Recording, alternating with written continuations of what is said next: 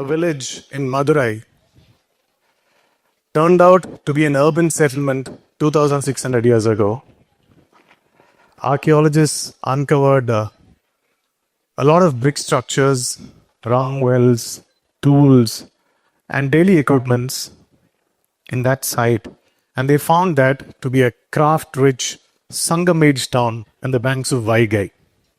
The story twist: children who were playing there rediscovered the site and saw pot shreds and reported this to their teacher, who went ahead and reported this to the district authorities, and they found the excavations in 2013. Moral of the story: the land knew that this story would come up one day and was curiously waiting for the children to come and find it. Good afternoon, everybody. Good afternoon, everybody. I think most of us need a small nudge to give our best. We don't give our best at the first shot, but we give our best at the second shot, right? Coming back to Kovai Pudur, Ettimadai and Madukarai, an illiterate village with forest ranges finds a small inscription of 4 lines written on a rock. For the villagers, it's enigma. They don't understand it. But what happens is that a shepherd who reads magazines and books on that rock finds Venba, a quatrain, which is a 4-line word, speaking 4-line paragraph, speaking of the great Aditya Cholan finding a pathway called the Rajakesari Peruvali, which is here adjacent to your school.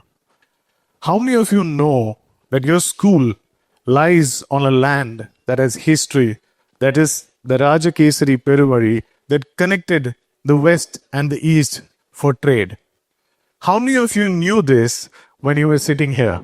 For me, it's very interesting. In 2005, when I joined the government of Ras Al Khaimah as an employee in the real estate business, this is a land that I stepped on first. 800 acres of township, $1.5 billion, imagined at that time in 2005 by a crown prince seated in Ras Al Khaimah.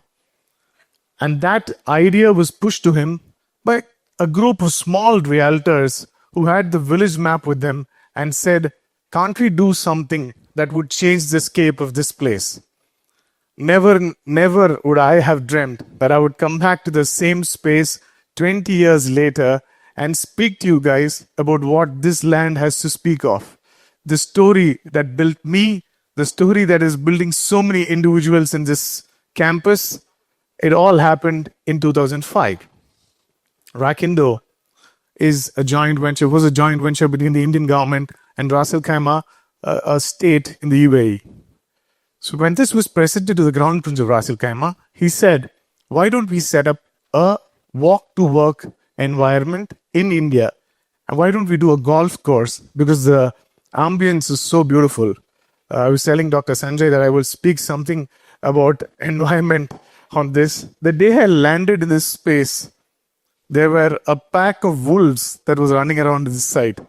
I think it was in 2005, early December, and you had clouds hitting the mountain, and the mountain looked like a dragon's eye. So we named this the Dragon's Eye Golf Course, and we had great architects flying in from the US and the UK to design a golf course.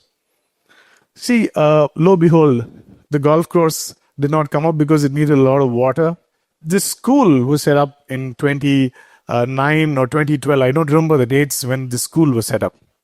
What I want to tell you is an average middle-class human being like me who was raised to do sales and marketing during my career shifts life into real estate because I joined this company. The story goes on. In India, real estate is a taboo. Real estate is looked upon as a very gray area. It's only black and white in transactions, but otherwise you see real estate is a very gray area. It's very complex. People don't understand real estate. The only thing that I took up was that I will make this complex industry simple. I will make real estate affordable to people across the country. I will make real estate a simple solution for people who want or who can't afford it. That's the reason I started business in 2008 after pursuing my management graduation in IIM Calcutta. I remember two things that my professor taught me, which I'd probably tell you. 17 years later, I'm standing here. When I started the company, we had three dreams. The dream was we make it a 100 crore company with 100 people and continue the legacy for 100 years. But how did this start? This started off with something called direction of intelligence.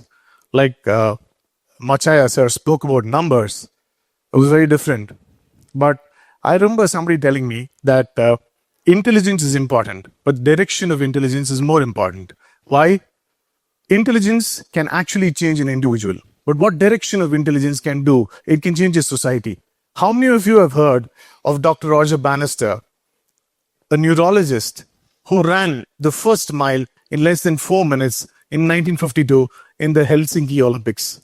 Until then, no human being could run a mile in less than 4 minutes because everybody thought the most important aspect of life to run was improving your calf and improving on strengthening your legs. But Dr. Roger Bannister changed the perspective. He said, it's your cardio, it's your heart that's very important for you to run.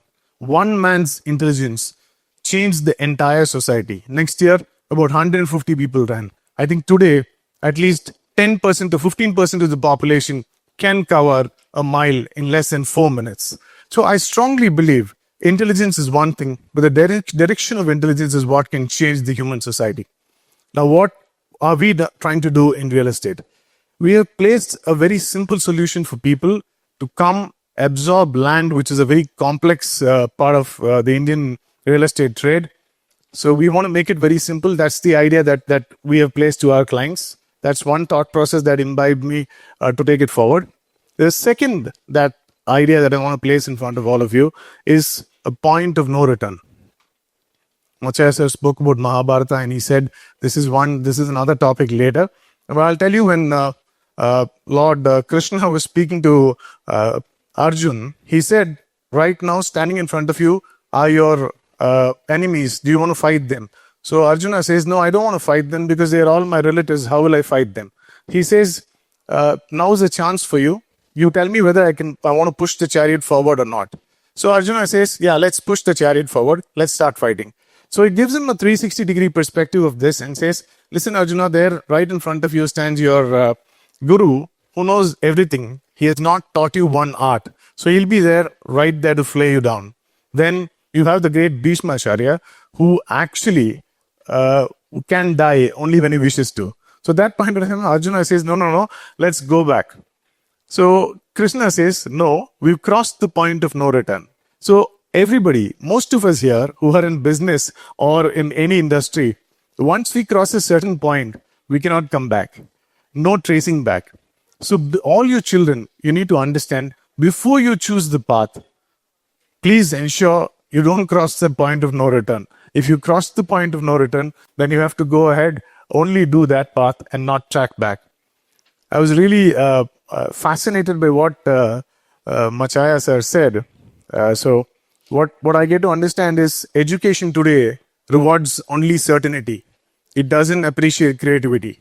For somebody like him who has spoken so much on creativity, I think the world will shift towards that direction, sir. It will shift towards the creative direction. And people like us who wanted to make real estate professional are finding it very tough because this is an industry that doesn't get respect. People are not treated on par with other professions because in India, there are only 5 professions that are treated as professionals: architects, doctors, engineers, lawyers, and auditors. Whereas in the Western world, the improved world, real estate is a profession. In India, it's not looked up as a profession. So after finishing my graduation in IIM Calcutta, and when I come back and tell people that I'm doing real estate, it looks very, very different. People don't accept the fact. So I've just come here to share that small story of how somebody who saw this land 20 years before can come back and stand and witness this grandeur. That is something that life can bring back to you. I'm very happy to have been here. Thank you very much to all the organizers.